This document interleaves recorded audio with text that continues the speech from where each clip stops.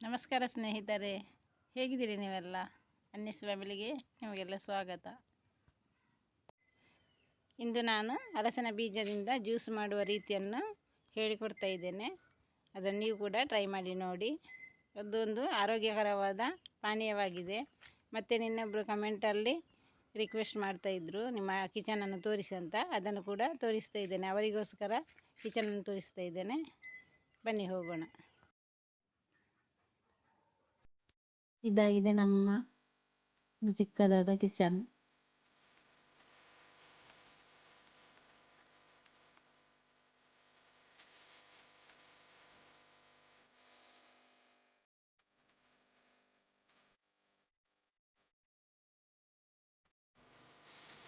ಇದರಲ್ಲಿ ನಾನು ಮಾಡಿದ ಬೆಣ್ಣೆ ಮೊಸರನ್ನು ಹಾಕಿಟ್ಟಿದ್ದೇನೆ. ಇದೊಂದು ಫೈನಲ್ ಸಿಕ್ಕಿದೆ. ಜಾಮ್ ಅಥವಾ ಪದಾರ್ಥದಿಂದ ಮಾಡಬೇಕು.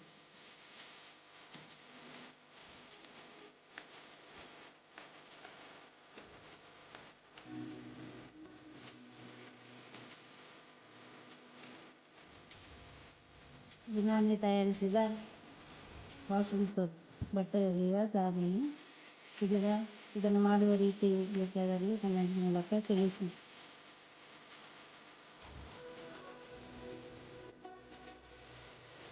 ಇದು ನಮ್ಮ ಒಲೆಯಲ್ಲಿ ನಾವು ಒಲೆಯಲ್ಲಿ ಅಡುಗೆ ಮಾಡ್ತೇವೆ. ಒಲೆಯಲ್ಲಿ ಮಾಡೋದು. ಒಲೆದ ಮೇಲೆ ಗ್ಯಾಸಲ್ಲಿ ಮಾಡ್ತಾ ಇದ್ದೇವೆ. ಇಲ್ಲಿ ಹೊಗೆ ಹೋದ ಕಾರಣ ಎಲ್ಲ ಕಪ್ಪಾಗಿದೆ. ಇದು ಗೋಡ್ಫಲ ಮಾಡುವ ಕಾವಲಿ.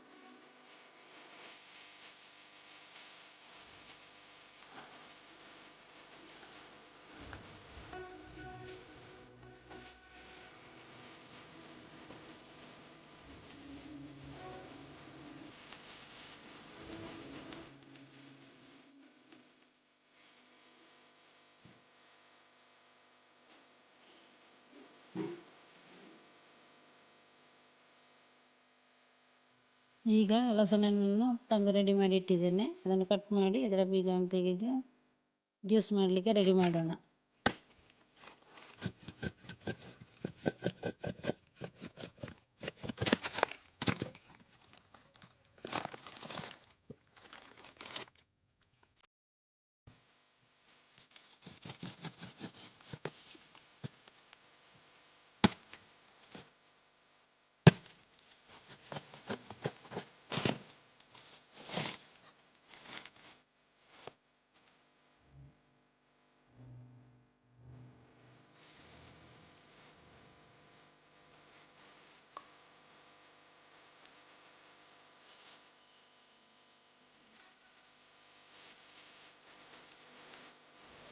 ನಾನಿಷ್ಟು ಬೀಜವನ್ನು ತೆಗೆದಿಟ್ಟಿದ್ದೇನೆ. ಇದನ್ನು ಕುಕ್ಕರ್ನಲ್ಲಿ ಹಾಕಿ ಅದು ಮುಳುಗುವಷ್ಟು ನೀರನ್ನು ಹಾಕಿ ಅದನ್ನು ಬೇಯಿಸಲಿಕ್ಕೆ ಇಡೋಣ.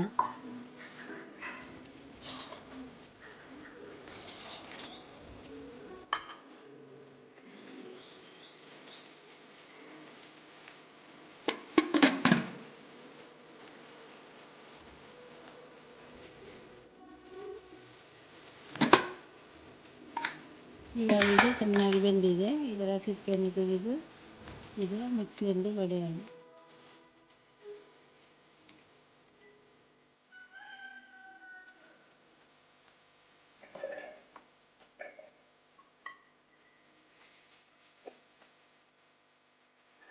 ನಾನು ಜ್ಯೂಸ್ ಮಾಡಲಿಕ್ಕೆ ಇಷ್ಟೆಲ್ಲ ರೆಡಿ ಮಾಡಿ ಇಟ್ಟಿದ್ದೇನೆ. ಹಾಲು, ಅದಕ್ಕೆ 2 ಗ್ಲಾಸ್ ನೀರು ಮತ್ತು ಸಕ್ಕರೆ,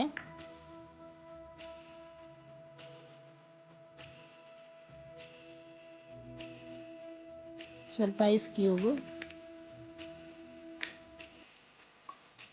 ಮತ್ತು 2 ಏಲಕ್ಕಿ ಇಷ್ಟನ್ನು ಹಾಕಿ ಮಿಕ್ಸಿಯಲ್ಲಿ ಹಾಕಿ ಕಡೆಯೋಣ.